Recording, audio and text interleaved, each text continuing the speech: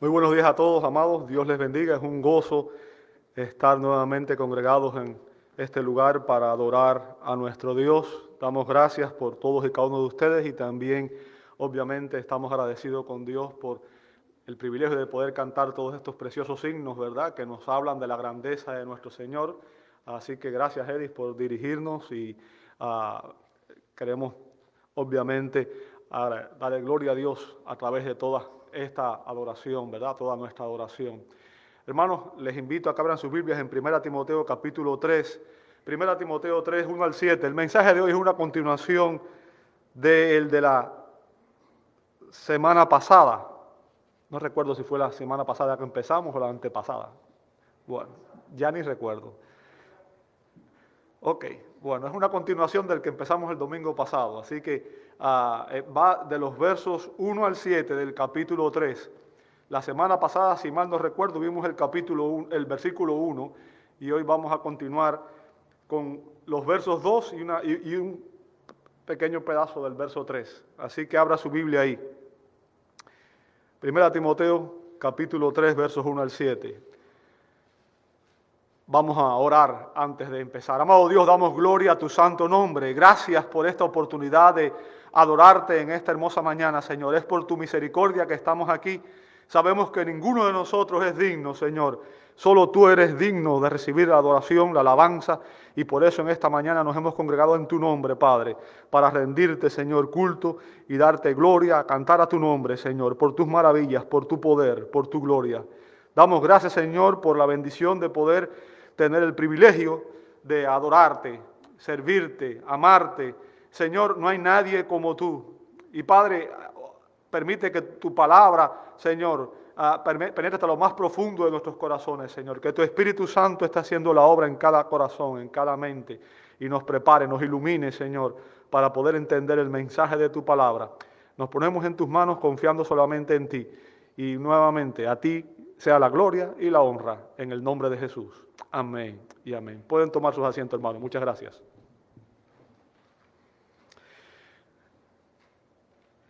Ok, el apóstol Pablo, en el capítulo 3, los primeros 7 versos, está hablando sobre un liderazgo calificado en la iglesia. ¿Tiene la iglesia un liderazgo calificado? ¿Cómo podemos saber si los líderes de la iglesia están calificados o no? La Biblia, de principio a fin, nos enseña que es un hecho comprobado que así como es el liderazgo, será la iglesia. O sea, hay un principio que se encuentra en Oseas capítulo 4, verso 9, dice, como el pueblo, así es el sacerdote. Y esto sigue siendo cierto. O sea, la eficacia, el testimonio de cualquier iglesia es en gran medida un reflejo de la condición espiritual de los líderes que la gobiernan. Y es por eso que es tan importante que aquellas personas que liderean la iglesia, que gobiernan la iglesia, tengan las calificaciones espirituales requeridas, tengan las calificaciones espirituales que Dios demanda. ¿Ok? Y en estos versos, capítulo 3, versos 1 al 7 de 1 Timoteo, Pablo da 4 grupos de requisitos para los que aspiran al pastorado. 4 grupos de requisitos para los que aspiran al pastorado. Y en el primer punto que vimos la semana pasada fue la convicción de la persona que es llamada al pastorado, ¿verdad? Pablo dice, palabra fiel es esta, si alguno aspira al cargo de obispo, buena obra desea hacer. Bien, y vimos la semana pasada que un requisito esencial para aquellos que anhelan servir como obispo es que la persona sea un hombre y no una mujer. Sea un hombre y no una mujer.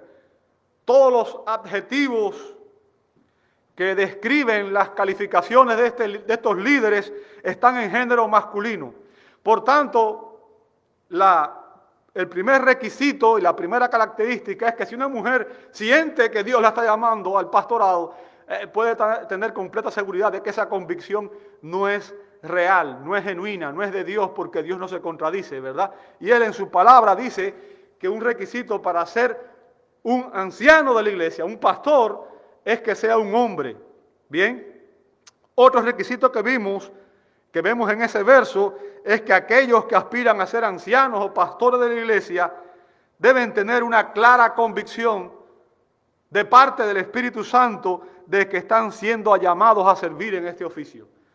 Deben tener la convicción de que es Dios quien los está llamando a servir en este oficio. ¿Por qué? Porque el hombre que está verdaderamente llamado al ministerio se va a caracterizar por una pasión interior que lo consume, ¿ok? Y por una búsqueda disciplinada de alcanzar ese propósito. O sea, es una persona que va a tener una convicción interior que se va a reflejar en su estilo de vida. Y eso es lo que estamos viendo en todo este pasaje.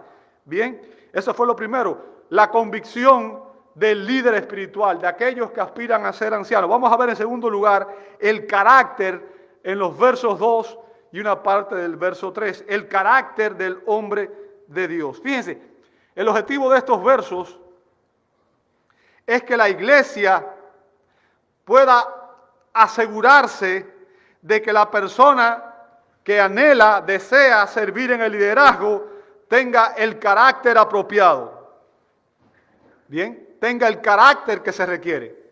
La auténtica espiritualidad y el carácter de la persona que aspira a ocupar esta posición lo son todo en el liderazgo de la iglesia. O sea, el requisito más importante para aquellos que desean servir está relacionado con el carácter de esta persona.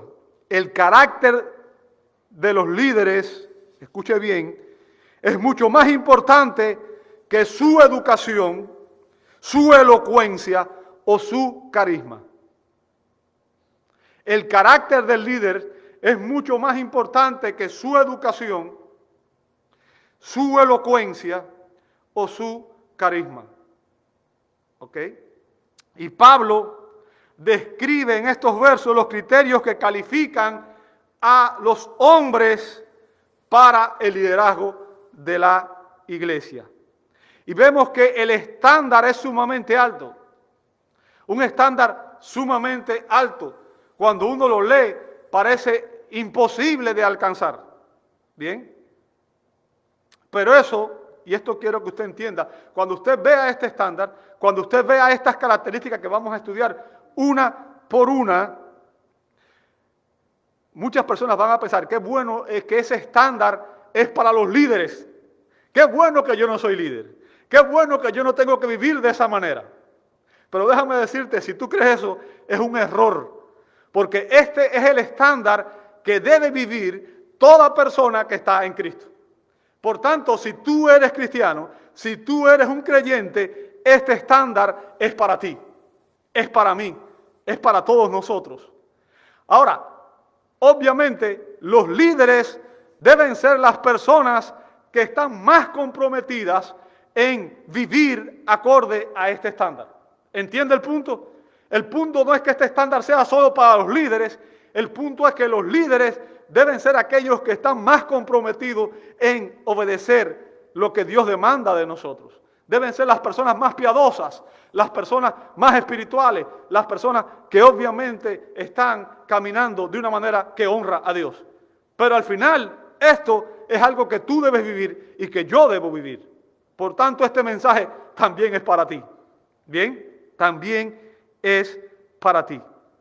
El punto de Pablo aquí es que la iglesia debe seleccionar para su liderazgo a aquellos hombres que generalmente viven de acuerdo a estos estándares y que tienen las cualidades personales necesarias para ser líderes eficaces.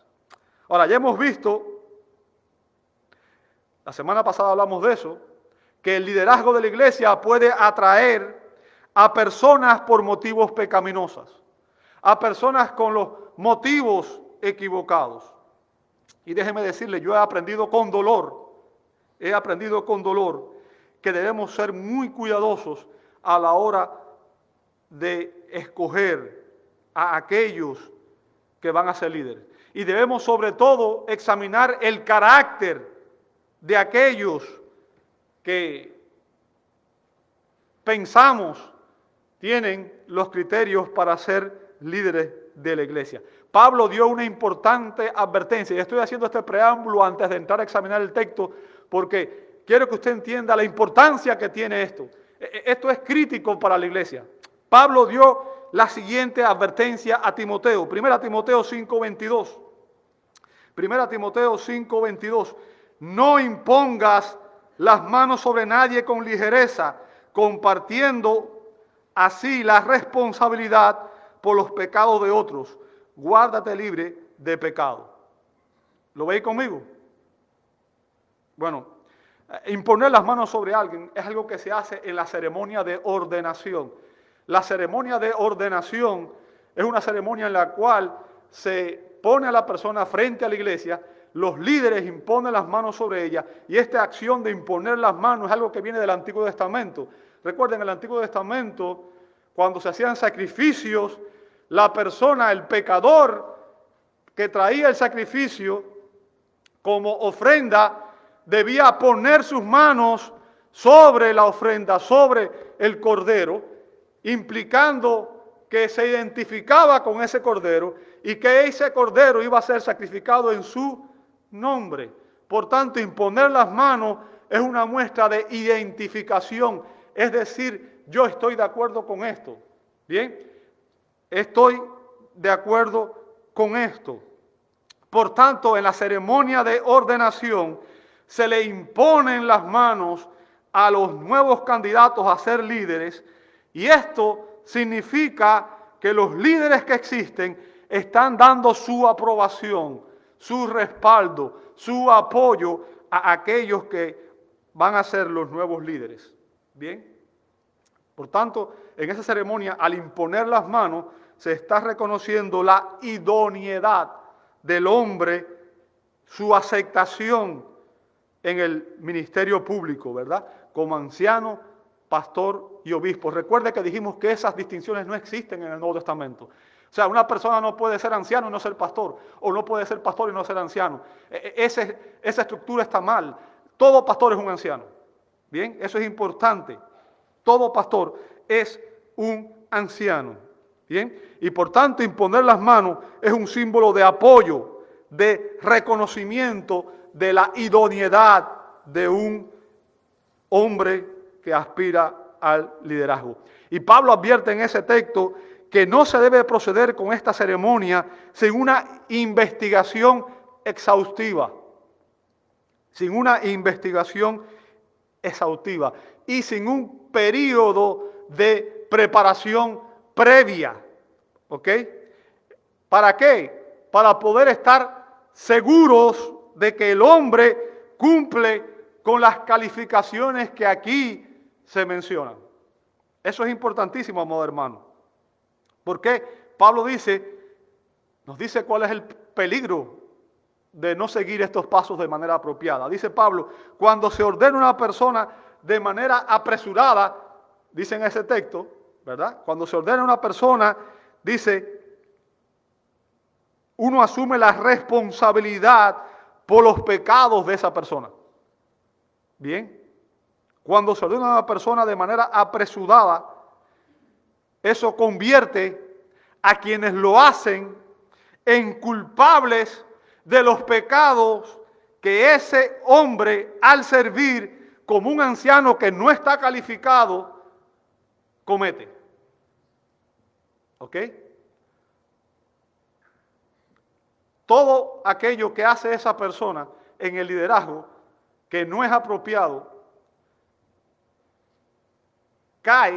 recae sobre aquellos que lo ordenaron sin conocer realmente a la persona.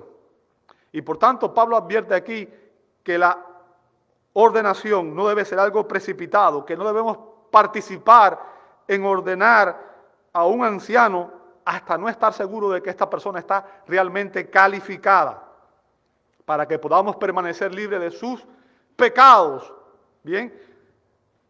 De los pecados que puede cometer esa persona cuando está sirviendo como líder sin estar calificado y está tomando decisiones que afectan al pueblo de Dios. Y yo he visto lamentablemente muchos líderes que han traído desgracia a la iglesia, ¿verdad?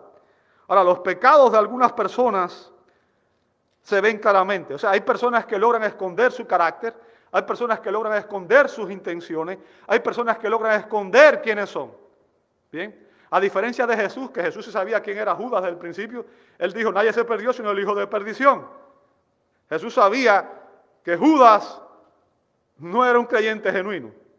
Jesús no estaba engañado al respecto, simplemente él sabía que esa era parte del propósito de Dios y por tanto él aceptó a Judas entre el liderazgo. Aún lo amó, aún le ministró, porque el rol de un pastor siempre es amar y ministrar a todos, ¿verdad? Pero obviamente Jesús sabía eso. Obviamente los pastores humanos, que no somos divinos como Cristo, no podemos saber quién es verdadero, quién es genuino y quién no. Y 1 Timoteo 5:24 nos dice claramente que hay pecados de algunas personas que se ven claramente. O sea, hay personas que uno enseguida nota sus pecados, nota sus tendencias pecaminosas en su estilo de vida. Pero otros pueden encubrir muy bien sus pecados.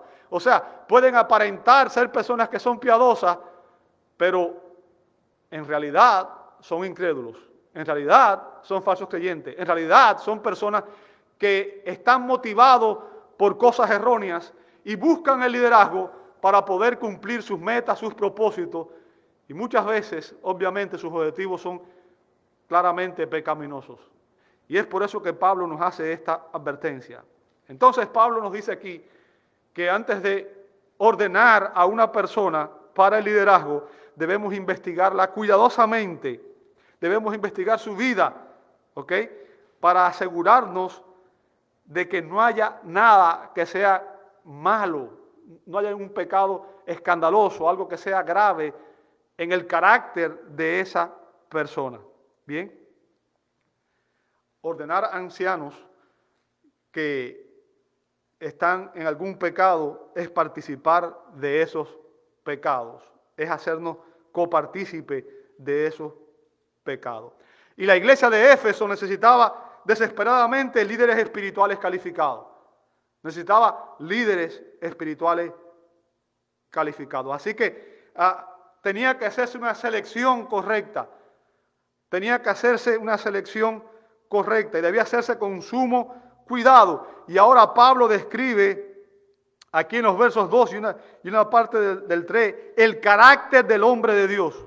El carácter del hombre de Dios. Y nos dice dos aspectos: lo que debe ser y lo que no debe ser. O sea, un aspecto positivo y un aspecto negativo. Lo que debe ser y lo que no debe ser. Bueno, el día de hoy vamos a ver nada más que lo que debe ser. ¿Ok? Por una cuestión de tiempo. Apenas estoy empezando el mensaje. Todo lo demás que vi hasta ahora fue introducción. Así que vamos a ver. Dice en primer lugar, verso 2. Un obispo, ¿qué cosa? Debe ser, pues. Fíjense, Pablo utiliza aquí el verbo griego dei, que significa que es necesario, que es un deber. Tiene que, debe ser. ¿Ok? Y este verbo indica lo que se requiere que tenga el anciano. Estas cualidades que Pablo menciona aquí son cualidades que deben adornar el carácter de un anciano. Por tanto, no son opcionales. No son opcionales. Bien. Pablo va a describir los requisitos que califican a las personas para el liderazgo en la iglesia. Pero recuerde que todos nosotros debemos tener estas cualidades. Porque lo que Pablo está diciendo es que los líderes deben estar comprometidos a vivir con este estándar. Y por tanto, ellos son los que debemos escoger, los que están más cerca del estándar. Bien, pero el estándar es para todos, es para usted y es para mí. Hago este énfasis nuevamente. Por tanto, usted debe reflexionar en su propia vida, yo debo reflexionar en mi propia vida y debo examinarme y debo ver si estas características que vamos a ver están presentes en mí o no. Bien, todos los elementos que Pablo menciona aquí del carácter, todos estos elementos mencionados aquí tienen que ver con el carácter del hombre de Dios. Bien, fíjense, otro requisito esencial para todo aquel que aspira a ser líder, dice Pablo aquí, es que debe ser irreprochable. ¿Lo ve ahí? Verso 2. Un obispo debe ser, pues, irreprochable. O sea, esta es una cualidad que debe adornar el carácter de un anciano. Recuerde, dije, la palabra obispo, anciano y pastor son intercambiables, se refieren a las mismas personas. Bien, un obispo debe ser irreprochable. Y la expresión, el término significa que no debe haber nada en su conducta observable que pueda ser causa de acusación. No debe haber nada en su conducta externa que pueda ser causa de acusación. Ahora, yo quiero que usted entienda algo. Esto no significa que de todos modos no vayan a acusar a los líderes. Bien, siempre habrán acusaciones a los líderes. Siempre. Usted sabe que Jesús, el perfecto Hijo de Dios, fue acusado, ¿verdad? Lo acusaron los fariseos, los publicanos. Sencillamente, sus acusaciones eran falsas. Y eso es importante. ¿Por qué? Porque vamos a ver que ningún hombre realmente está libre de pecado. Ninguna persona realmente está libre de pecado. Ninguno de nosotros puede decir, yo nunca peco. Ninguno. Juan lo dice. Si alguno dice que no ha cometido pecado, es un mentiroso. Porque aún a pesar de ser redimido, nosotros todavía tenemos un cuerpo que no ha sido redimido y en nuestra carne todavía, y cuando me hablo de la carne, hablo de nuestra naturaleza, todavía hay tendencias pecaminosas. Bien. Así que ninguna persona está libre de pecado. Ni usted, ni yo. Bien. Pero todos nosotros, todos los que estamos en Cristo, todos los que hemos entendido lo que Cristo hizo por nosotros, tenemos que entender que Dios aborrece el pecado. Dios odia el pecado. Y Dios odia tanto el pecado que Él estuvo dispuesto a enviar a su Hijo a morir por nuestros pecados. En la cruz del Calvario se demuestra el rechazo absoluto de Dios por el pecado. Por tanto, si Dios odia el pecado y yo soy un hijo de Dios, yo también debo odiar el pecado, debo repudiar el pecado. ¿Por qué? Porque mi anhelo, ¿cuál debe ser? Debe ser agradar a mi Padre. Debe ser vivir como mi Padre quiere que yo viva. Debe ser obedecer a mi Padre. ¿Bien? Por tanto, todo creyente debe aborrecer el pecado. Debe esforzarse por vivir piadosamente. Debe tratar de ser irreprensible o irreprochable. Y ahora la pregunta que debemos hacernos es, ¿soy yo irreprochable? ¿Soy yo irreprochable? ¿Vivo una vida irreprochable? Esa es la pregunta que debemos hacernos todos, porque recuerde, el estándar es para todos, no es solamente para los líderes. Los líderes, obviamente, son las personas que están viviendo más cerca de ese estándar, pero el estándar es para usted también, es para mí también. Y lo que Pablo está diciendo aquí es que en el carácter de un líder no debe existir nada que Satanás o los incrédulos puedan usar para atacar su reputación o la reputación de la iglesia. ¿Escuchó? No debe haber nada en nuestra vida que dé excusa para que la gente diga, si esos son los cristianos, yo no quiero ser como ellos. ¿Ok? Los líderes deben ser personas contra quien sea imposible presentar acusaciones, cargos de mala conducta. Obviamente, estoy hablando de acusaciones que puedan resistir un examen imparcial, porque como dije, siempre vamos a ser acusados. Jesús fue acusado a pesar de ser perfecto. El punto no es que seamos acusados, el punto es si esas acusaciones son ciertas o no. ¿Son ciertas o no? Si realmente hay algo en nuestra vida que evidentemente demuestra que estamos en rebeldía con Dios y que estamos pecando contra Dios. Y lo que Pablo está enseñando aquí, amado hermano, al decir que debemos ser irreprensibles, es que un líder debe estar libre de algún pecado escandaloso en su vida. De algún pecado evidente en su vida, en su conducta observable, en su día a día. ¿Bien? Y que debe ser un modelo a seguir para la congregación. Y esto es algo que la Biblia enseña repetidas veces, ¿verdad? Filipenses 3:17, 2 Tesalonicenses 3:9, Hebreos 13:7, 1 de Pedro 5:3. Si usted ve todos esos versos, dicen que el líder debe ser un ejemplo a seguir para los demás. ¿Bien? Debe ser un modelo, un ejemplo. ¿Qué significa? Debe vivir acorde al estándar del carácter. Y recuerde, el estándar del carácter, ¿quién es? Es Cristo. Es Cristo.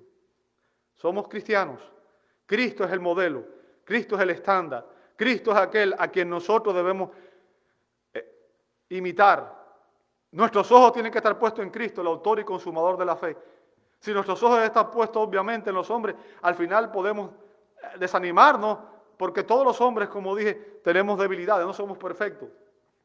Esta semana conversaba con mi esposo y le decía, he visto cosas en mí que realmente yo entiendo que debo cambiar, debo crecer. ¿Bien? Y creo que todos tenemos que crecer en algún área de nuestra vida. Y es importante que lo hagamos. ¿Bien? Pero lo que Pablo está diciendo aquí es que no puede haber ningún pecado observable en la conducta de un líder por el cual se le pueda acusar. Un líder debe estar libre de pecados escandalosos en su conducta observable. El doctor MacArthur en su comentario explica las razones por las cuales los pastores o los ancianos deben tener sumo cuidado en vivir vidas irreprochables. Como dije, el estándar es para todos, pero especialmente los líderes debemos vivir acorde a este estándar. Y él dice que los líderes son el blanco especial de Satanás. Los líderes son el blanco especial de Satanás. Y él los atacará con tentaciones más severas que a otros. Aquellos que estén en la primera línea de batalla espiritual serán los más afectados por la oposición satánica. Recuerde lo que dijo Jesús a los discípulos antes de ser prendido. Él dijo, heriré al pastor y dispersaré a las ovejas.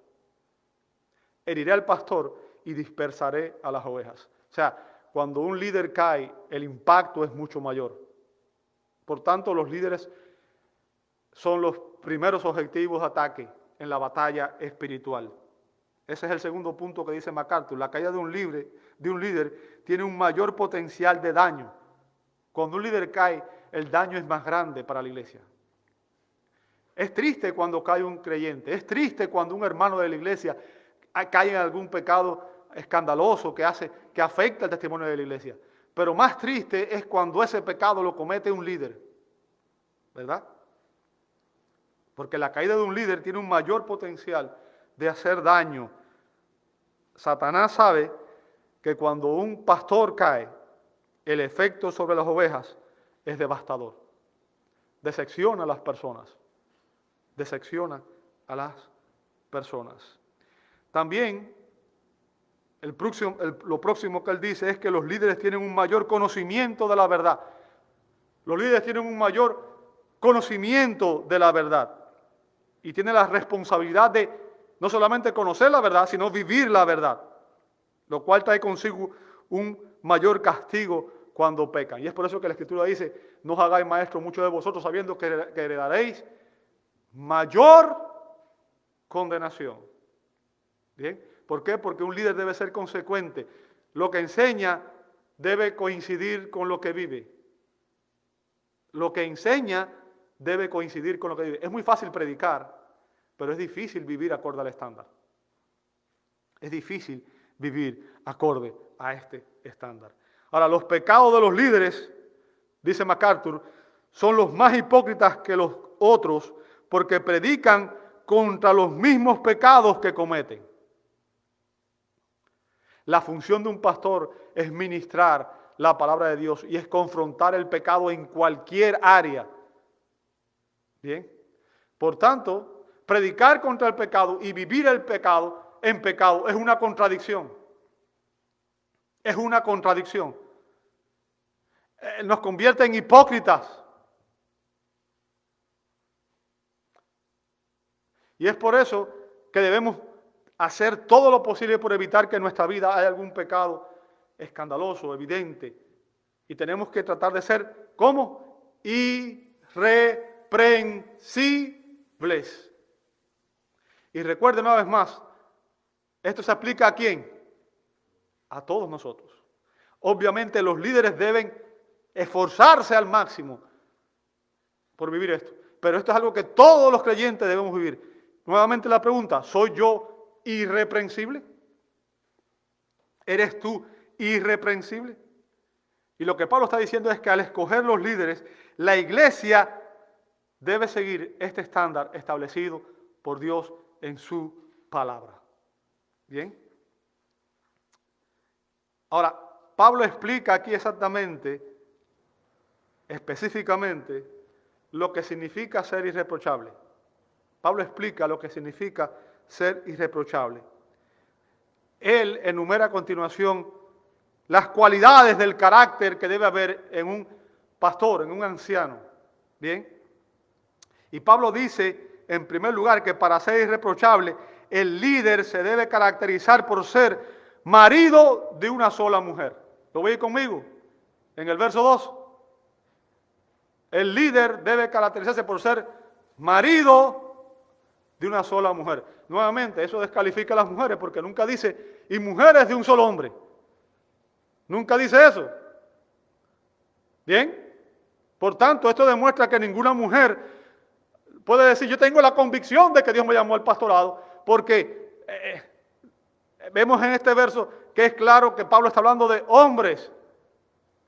Y está diciendo que para ser irreprochable, el líder debe caracterizarse por ser marido de una sola mujer. La traducción literal del griego sería un hombre de una sola mujer. Un hombre de una sola mujer. Ahora, la pregunta es, ¿qué significa eso? ¿Qué significa eso? Déjame decirte, esta frase ha sido objeto de muchas interpretaciones variadas. Bien, o sea, leí varios comentarios y en ellos vi mucha gente diciendo cosas diferentes. Bien, algunos interpretan esta frase como una prohibición contra la bigamia o la poligamia. Y para los que no saben, bigamia es cuando la persona tiene dos parejas, ¿verdad? O poligamia es cuando tiene múltiples parejas. Bien. Ahora, cualquiera de estos dos pecados, la bigamia o la poligamia, habría inhabilitado a la persona incluso para ser un miembro de la iglesia, para ser un creyente ordinario, porque eso es un pecado en la Escritura. En el diseño original Dios creó un hombre y una mujer.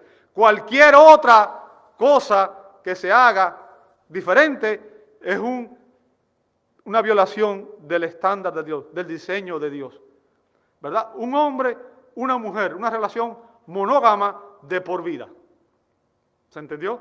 Por tanto, una persona que tiene dos esposas o que tiene múltiples esposas está inhabilitado para ser, no un líder, está inhabilitado para ser un miembro de la iglesia, porque es un pecado que debe ser confrontado. Bien, es importante que entendamos eso. Otros interpretan esta expresión como una prohibición para aquellos que se vuelven a casar cuando su esposa fallece. O sea, para aquellos que se vuelven a casar cuando han quedado viudos. Bien, pero déjame decirte, la Biblia recomienda que los viudos, especialmente las personas que quedan viudas en la juventud, se vuelvan a casar. ¿Ok? Usted puede ver eso en 1 Timoteo 5:14 Y en 1 Corintios 7:39 se espera que la persona que es viuda y que está joven y que no tiene el don de continencia, obviamente se vuelva a casar. ¿Por qué? Porque es mejor casarse que estar hirviendo, que estar en pecado, que estar en rebelión contra Dios. ¿Bien? Por tanto, eso tampoco es lo que Pablo está confrontando aquí. Ahora, hay otros que interpretan esto como que Pablo aquí excluye a los hombres que se han divorciado para ser líderes en la iglesia. Déjame decirte algo y quiero que me preste atención porque esto es importante. Ya vimos que la Biblia da ciertas instrucciones específicas y la Biblia no prohíbe todo nuevo matrimonio después de un divorcio. Existen dos causas por la cual se justifica un divorcio en la Biblia. ¿Me escuchó? Dos causas por las cuales se justifica un divorcio en la Biblia. La primera, se permite un divorcio en casos de adulterio. Mateo 5:32, Jesús dice, cualquiera que repudie a su mujer, a no ser por causa de comete adulterio. Y el que se casa con la repudiada comete adulterio. O sea, cuando hay adulterio de alguna de las dos partes, el divorcio es permitido. ¿Bien? El divorcio es permitido. La segunda causa por la cual se permite el divorcio en la Escritura es cuando un cónyuge incrédulo, o sea, digamos, unas personas se casaron, eran inconversas, uno se convierte, el otro no, y la persona que ahora es inconversa, a partir de ese momento, siendo incrédula, no tolera la fe de su pareja, ¿verdad? Y quiere divorciarse. Usted puede ver eso en 1 Corintios 7:15. Si el incrédulo se separa, sepárese, porque a paz nos llamó el Señor. ¿Bien? Por tanto, en ese caso, el divorcio lo comienza ¿quién? La persona incrédula. La persona incrédula. ¿Ok? Es importante que entendamos esto.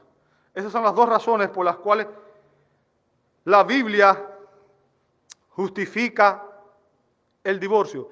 Y cuando un matrimonio se separa por estas causas,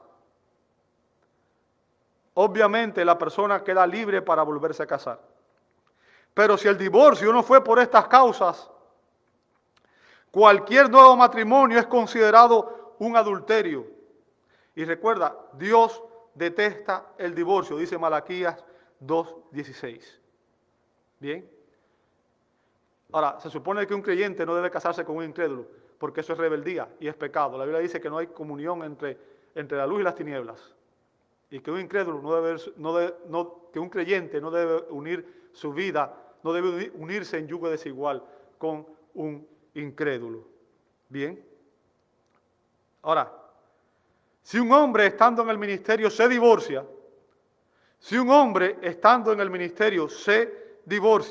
queda automáticamente descalificado para el liderazgo.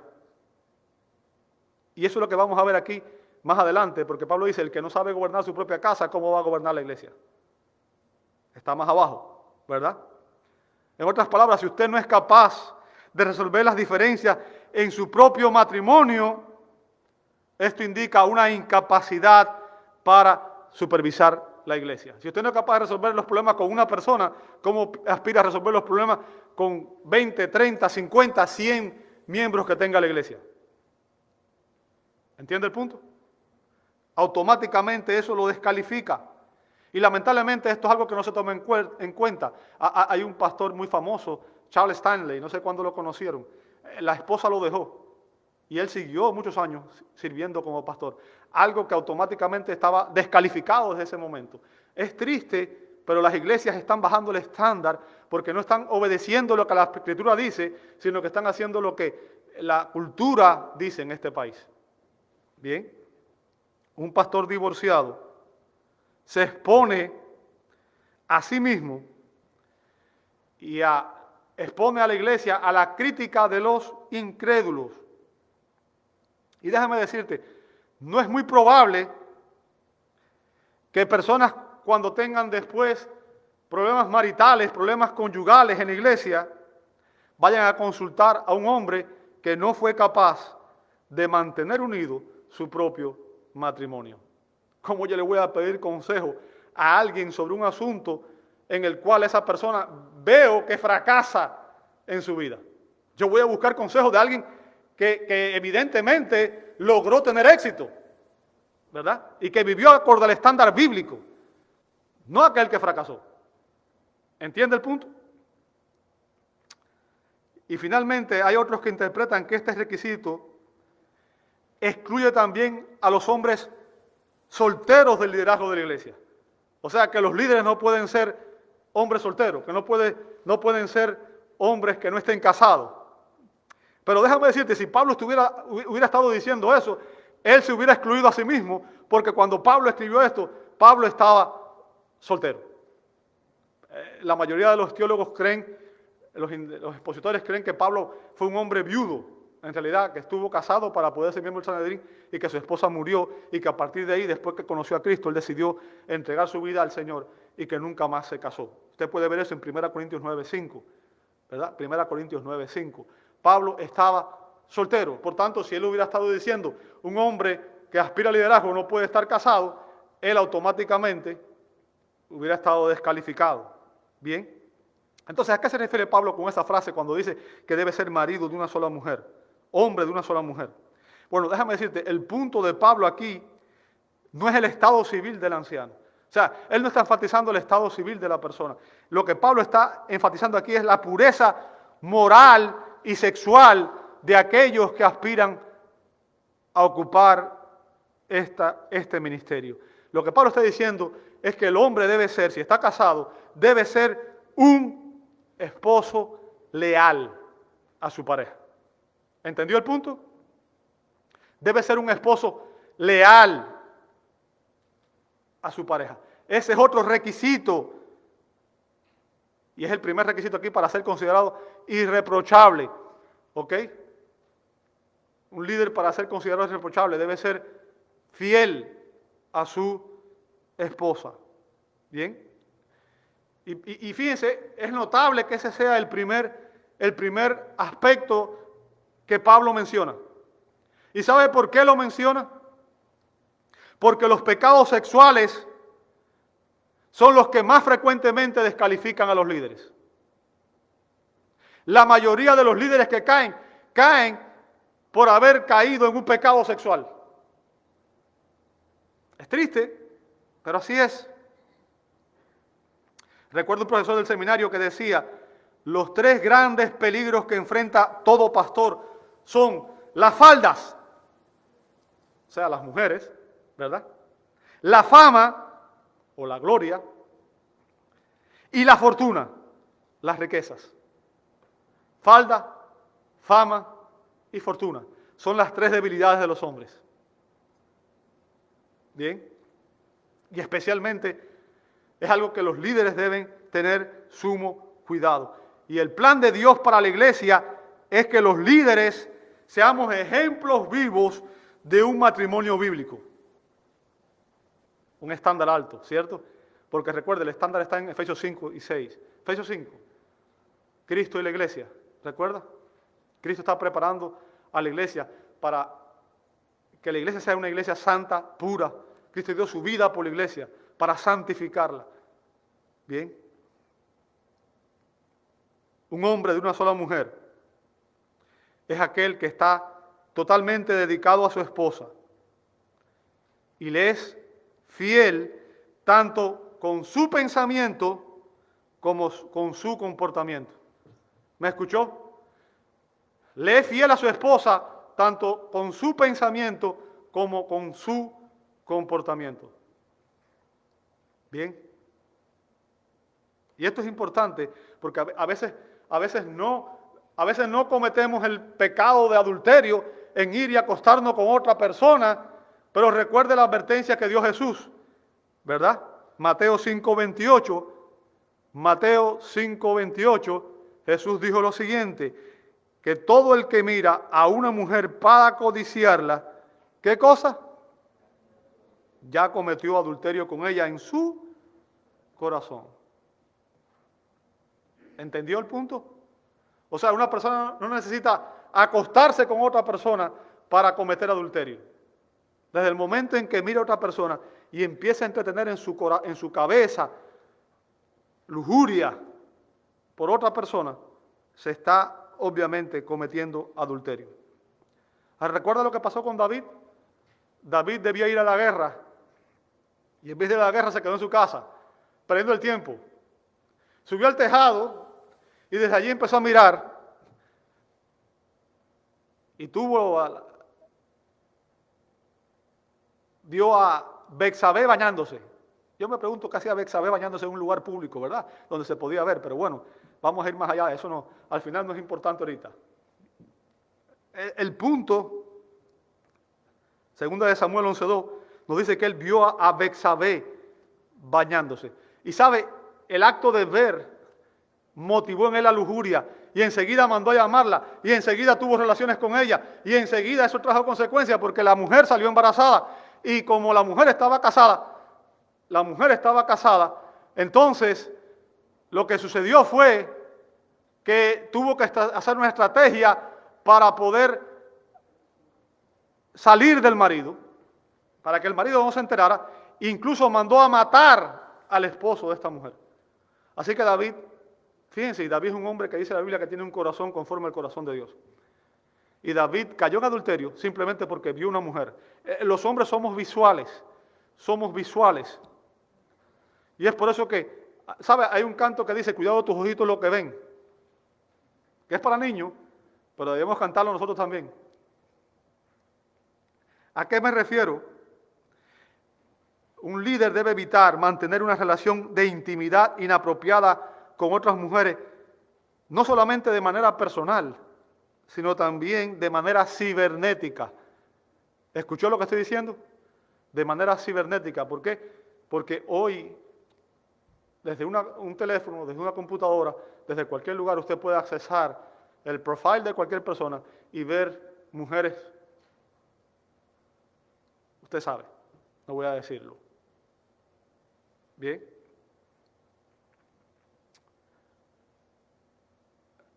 Mirar a una mujer y codiciarla, ya sea por internet, sea personalmente, es adulterio. Es adulterio.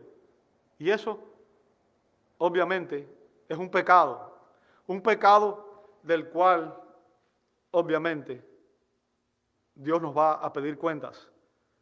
Y un pecado que obviamente descalifica a toda persona que quiere ocupar el liderazgo. Pero también un pecado que descalifica a un creyente de ser un miembro en orden de la iglesia local. ¿Ok? Usted y yo deberíamos tomar el mismo propósito de Job, quien dijo en Job 31:1, Job dijo, hice un pacto con mis ojos. Bien, fíjense, él hizo un pacto consigo mismo, ese pacto no era con nadie más. Hice un pacto con mis ojos, dice Job. ¿Cómo podría entonces mirar a una virgen? O sea, Job hizo un pacto consigo mismo de que no iba a permitirse él mismo el ponerse a mirar a una mujer que no fuera su esposa. Recuerde, Job era un hombre casado. Job era un hombre casado. Bien. Job evitaba mirar de manera inapropiada a cualquier mujer, y procuró ser fiel a su esposa en su corazón y guardó sus ojos.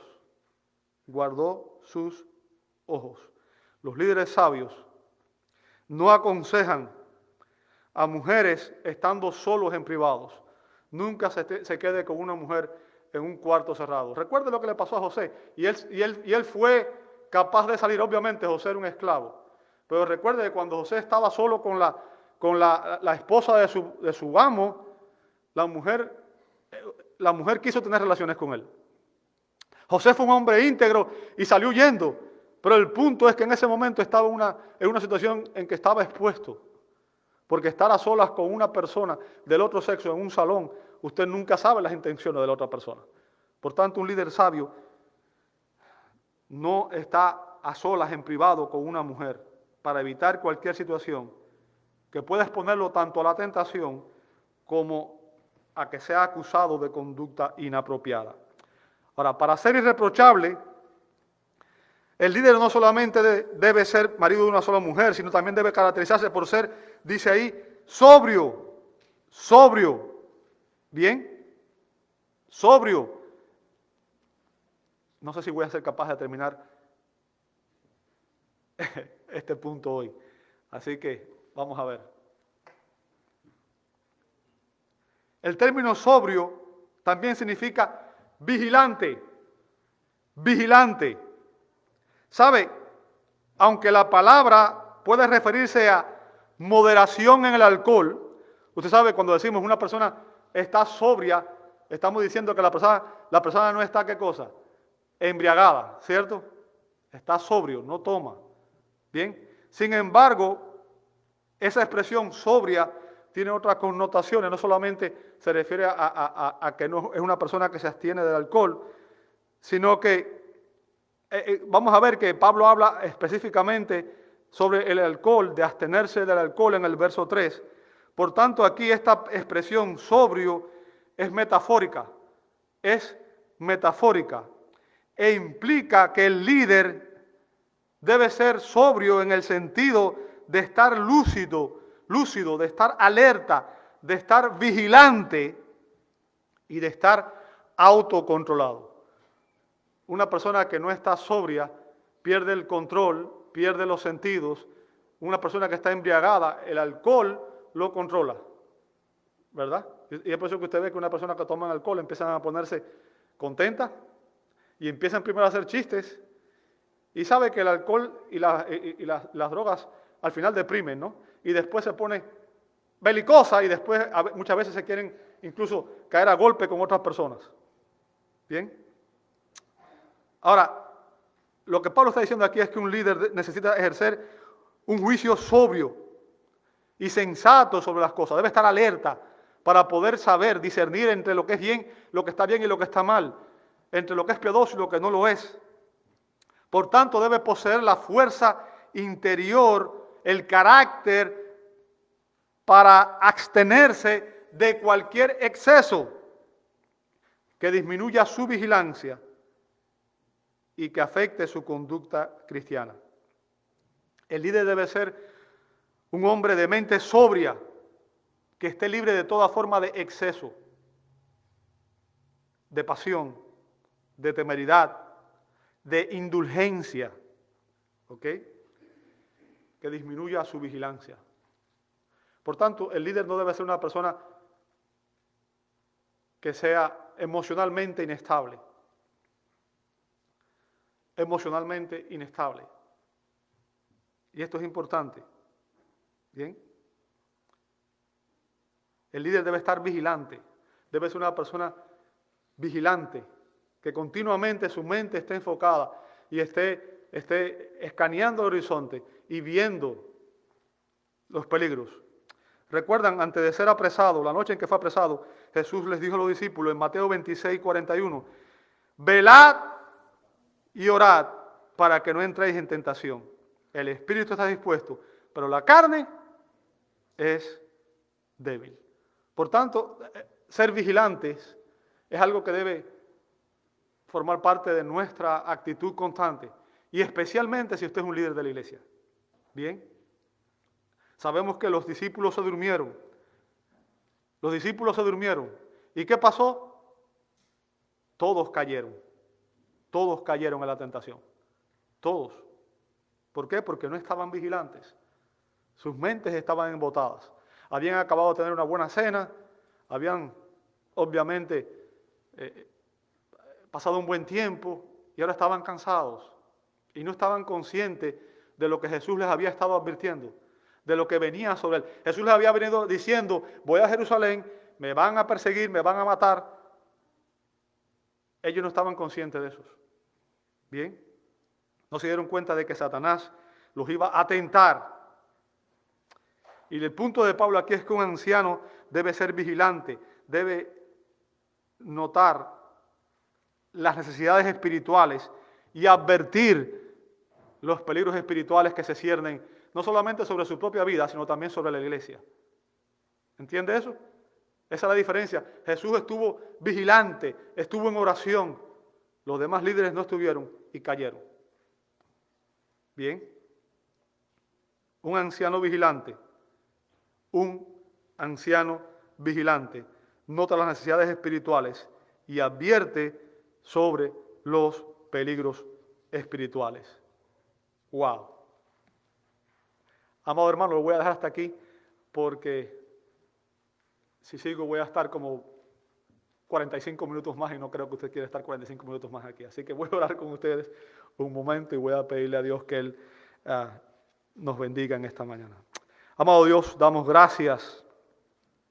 Gracias por esta bendición de poder examinar, Señor, las características que tú exiges de todos aquellos que aspiran al liderazgo. Y Señor, te rogamos que tú nos ayudes a examinar nuestra propia vida. Pero Señor, no solamente los que estamos aspirando o los que somos líderes, sino también la vida de todos los que estamos aquí, Señor. Que nos acordemos que al final estas características son algo que debemos vivir todos nosotros. Señor, ayúdanos a serte fieles en cada área de nuestra vida. Ayúdanos, Señor, a vivir de esta manera. Padre, transforma nuestro carácter, Señor, por tu gracia, por tu poder, mediante tu palabra. Y, Señor, permite que nosotros estemos dispuestos a revestirnos de Cristo cada día, Señor, y a crucificar nuestra carne con sus pasiones y deseos. Ayúdanos, Señor, a serte fieles y ayúdanos a examinar, Señor, nuestras vidas cada día. Y ayúdanos a hacer, como dice Pablo en Romanos 12, a entregarte nuestras vidas, nuestros cuerpos en un sacrificio vivo, santo, agradable a ti, porque ese es nuestro culto racional. Padre, a renovar nuestra mente en tu palabra, para que podamos darte gloria y podamos comprobar que tu voluntad siempre es agradable y perfecta. En el nombre de Jesús lo pedimos. Amén y amén.